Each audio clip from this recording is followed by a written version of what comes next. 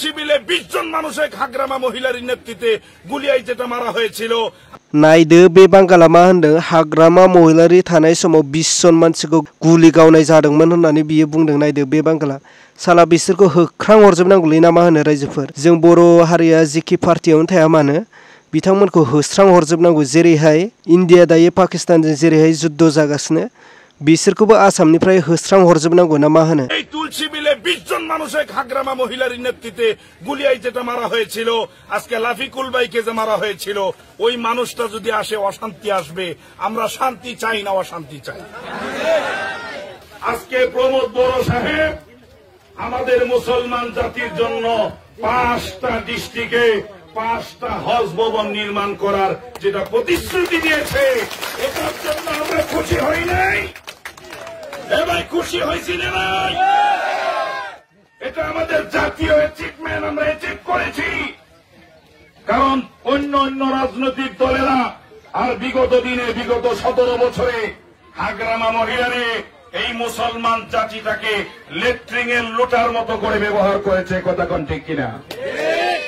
যেমন মানুষের হাগা লাগলে লেট্রিনের যাওয়ার পূর্বে লুটার যেমন মহাব্বত বাড়ে, মায়া বাড়ে, পানি পড়তে দেয় না, যত্ন করে, ঠিক একই রূপ ভাবে ইলেকশনের আগে এই হাগরামা মহিলারই মুসলমানের কাছে আইসা চাচা মামাকে গলা পাঞ্জি দিয়ে ধরছে, একসাথে বসে ভাত খাইছে, আর ইলেকশন পার হয়ে গেছে, মুসলমান তার বুগলেও ভিড়তে পারে নাই। কথা কোন ঠিক কিনা?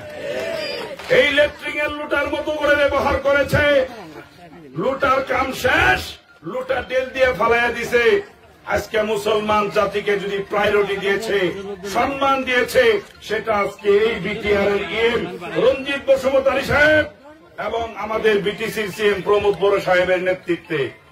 জামাত উলামা কাউন্সিলের স্লোগান এবং ইউপিপিএল দলের মাইনরিটি সেলের আমাদের জাতীয় সেন্টিমেন্ট নিয়ে আমাদের একটাই স্লোগান, আমাদের জাতীয় সমস্যা সমাধান হোক, তার জন্য জীবন যদি দিতে হয় আমরা জীবন দিয়ে দেব।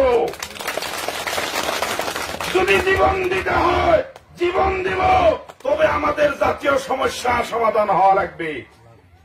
আজকে আমরা ধন্যবাদ জ্ঞাপন করছি এই বিটিআর এর সিএম আমাদের প্রমোদ বড় সাহেব, আমাদের রঞ্জিত বসুমতারি সাহেবকে ধন্যবাদ জ্ঞাপন করেছি। কারণ আমরা আমাদের মনে আমাদের যা নিড ছিল, যা আমাদের চাওয়ার ছিল, না চাইতেই এরা কিছু না কিছু করে অনেক সংখ্যক কাজ ইতিমধ্যে আমাদের জাতীয় সমস্যা সমাধান করেছে। তার জন্য আমরা ধন্যবাদ জ্ঞাপন করছি।